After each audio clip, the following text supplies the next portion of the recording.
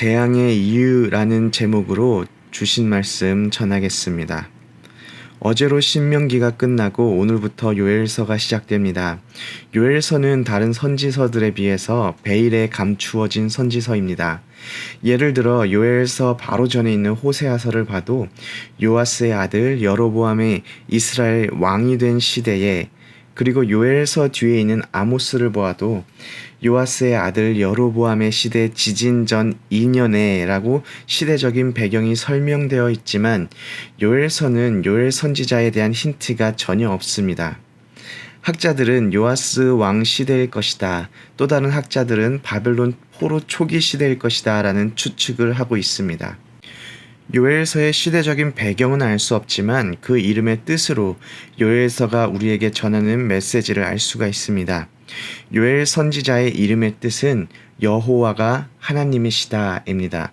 요엘서를 통하여 하나님께서 세상의 주인 되심을, 여호와 되심을 고백하며 하나님의 말씀을 듣기를 원합니다. 오늘 본문을 보면 우리가 쉽게 말하는 은혜 되는 부분이 없습니다. 2절을 보면 늙은 자들아 너희는 이것을 들을지어다. 땅의 모든 주민들아 너희는 귀를 기울일지어다. 너희의 날에나 너희의 조상들의 날에 이런 일이 있었느냐라고 질문을 던집니다.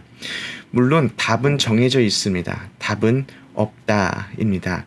그리고 이 일이 아직 무엇인지는 모르겠지만 3절에 보면 너희 자녀에게 이 일을 말하고 자녀들은 그들의 자녀들에게 말하고 그들의 자녀들은 후세에 말하게 하여 이 사건이 대대로 기억되게 합니다. 이 사건은 4절에 설명되는데 메뚜기 떼 사건입니다. 4절을 읽어보면 팥중이가 남긴 것을 메뚜기가 먹고 메뚜기가 남긴 것을 느치가 먹고 느치가 남긴 것을 황충이 먹었도다 라고 기록되어 있습니다. 제가 메뚜기는 알겠는데 다른 것을 몰라서 좀 찾아보았는데요. 팥중이, 느치, 황충 모두 메뚜기의 종류였습니다. 그래서 이번에는 요엘 선지자도 팥중이, 메뚜기, 느치, 황충으로 기록했을까 싶어서 원어를 찾아보니 모두 메뚜기의 종류였음을 알 수가 있습니다. 즉, 네 종류의 다른 벌레들이 아니라 극심한 메뚜기 떼를 설명하는 것이었는데요. 사실 성경의 무대가 되는 팔레스타인 지역에는 메뚜기 떼가 자주 일어나고 또 금방 사라졌기 때문에 메뚜기 떼는 사실 흔한 사건이었습니다. 하지만 요엘 선지자가 말하는 메뚜기 떼 사건은 단순한 메뚜기 떼를 넘어섰음을 우리가 이것으로 알 수가 있습니다. 5절을 보면 포도주를 마시는 자들이 포도주를 마실 수 없게 되었습니다. 그 이유를 보면 6절에 다른 한 민족이 내 땅에 올라왔음이로다 라고 기록되어 있는데요. 메뚜기 때 다음에 이방 민족들이 쳐들어왔다고 생각할 수 있지만 여전히 동일하게 메뚜기 떼가 얼마나 무섭고 사납게 몰아쳤는지 메뚜기 떼를 마치 이방 민족으로 묘사한 것입니다. 이 재앙이 얼마나 무서웠는지 처녀가 약혼한 남자를 잃은 것처럼 애곡하고 여호와의 성전의 소재와 전제가 끊어지고 농부들의 모든 소산과 과수들이 시들어 말라버렸음을 성경이 기록하고 있습니다. 저는 메뚜기 떼를 실제로 본 적이 없어서 오늘 요엘서를 읽으며 쉽게 상상이 가지 않습니다. 그런데 메뚜기 떼의 두려움을 이번에 알게 되었는데요. 2020년 코로나 사건으로 인해서 사람들의 머릿속에 금방 잊혀져 버린 사건이 있습니다. 그것은 바로 아프리카에서 발생한 메뚜기 떼 사건입니다. 아프리카 지역에서 발생한 메뚜기 떼 자료들을 보니까 한국에서 보던 귀여운 새끼손가락만한 메뚜기가 아니었습니다. 성인 손바닥 반만한 메뚜기 떼들이 수억만 마리가 무리를 지어 지나가는데 한번 지나가면 남는 것이 없습니다. 메뚜기 떼가 한번 발생하면 어떻게 할 수 있는 것이 아무것도 없다고 합니다. 그냥 안전한 대피소 같은 곳에 가서 메뚜기들이 지나가기만을 기다릴 뿐입니다.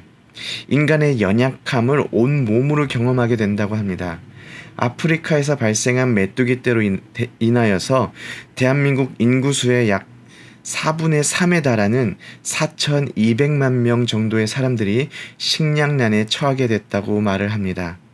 이 사건을 성경이 말하는 메뚜기 재앙이 나타났다고 제목을 정한 언론사들을 찾는 것도 어렵지 않았습니다. 요엘서에서 말하고 있는 메뚜기 사건도 이것을 경험한 모든 사람들에게 무력함을 느끼게 하고 희망의 씨앗마저 뺏어가 버리는 사건이었을 것입니다. 이 모든 것이 하나님의 능력이 없었기 때문일까요? 아니면 하나님께서 그의 백성들에게 관심이 없었기 때문일까요? 그렇지 않습니다. 하나님은 재앙도 사용하십니다.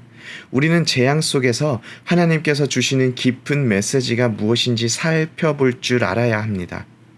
오늘 우리가 읽진 않았지만 요엘서 2장 12절을 보면 여호와의 말씀에 너희는 이제라도 금식하고 울며 애통하고 마음을 다하여 내게로 돌아오라 하셨나니라고 기록되어 있습니다. 우리가 우리 힘으로 어찌할 수 없는 어려움을 경험하게 될 때 그 이유는 다양할 수 있지만 우리의 반응은 동일합니다. 바로 하나님을 구하고 하나님을 찾고 하나님께 돌아가는 것입니다. 지금 우리는 코로나 바이러스라는 어려움을 경험하고 있습니다. 바이러스로 경제적인 어려움을 경험하게 되신 분들도 많이 있고 또 눈에 보이지 않는 바이러스에 걸릴 수 있다는 두려움뿐만이 아니라 바이러스로 인해서 집에서 지내면서 우울함과 무기력함을 경험하는 사람들의 숫자가 많이 늘었다고 합니다. 저도 지금 상황을 이해할 수 없어서 유명하다는 신학자 그리고 목사님들이 코로나 바이러스에 관해서 쓴 책들을 읽고 있는데요. 제가 발견한 것은 요엘서의 메시지와 동일합니다. 결국 우리가 할 수 있고 우리가 해야 하는 일은 하나님을 구하고 하나님을 찾고 하나님께 돌아가는 것입니다. 많은 분들은 우리의 죄악 때문에 코로나 바이러스를 경험하고 있다고 말을 합니다. 그럴 수 있습니다. 하지만 하나님께서 우리 죄악 때문에 코로나 바이러스를 사용하고 계신다면 그것은 우리를 진멸하려 하심이 아니요 우리로 하여금 하나님을 찾고 하나님께 돌아가게 하려고 하심입니다. 우리는 경제와 사회 그리고 과학의 발전으로 인해 풍요로운 삶을 경험하고 있습니다. 이제는 노인센터에 가면 70세는 의자에 앉지도 못하는 막내라는 말이 있을 정도로 의학적으로 발전한 세상 속에서 살아가고 있습니다. 지금 이때에 우리는 요엘서를 다시 보기 원합니다. 하나님을 향한 간절함을 잊지는 않았습니까? 우리의 자녀에게 말하고 자녀의 자녀에게 말하고 후세까지 전해줘야 하는 것을 우리는 혹시 잊지 않았습니까? 요엘의 이름의 뜻처럼 여호와가 하나님이십니다. 여호와 하나님께서 우리의 삶의 주인이 되시고 우리가 섬기는 유일한 대상이 됩니다. 우리가 우리의 힘으로 어쩔 수 없는 상황을 경험하게 된다면 오늘 요엘서의 메시지처럼 여호와 하나님이 우리의 삶의 주인 되고 있는지 우리는 여호와 하나님만을 섬기고 있는지 돌아보는 오렌지 한인교회의 모든 성도님들이 되기를 소원합니다. 아멘.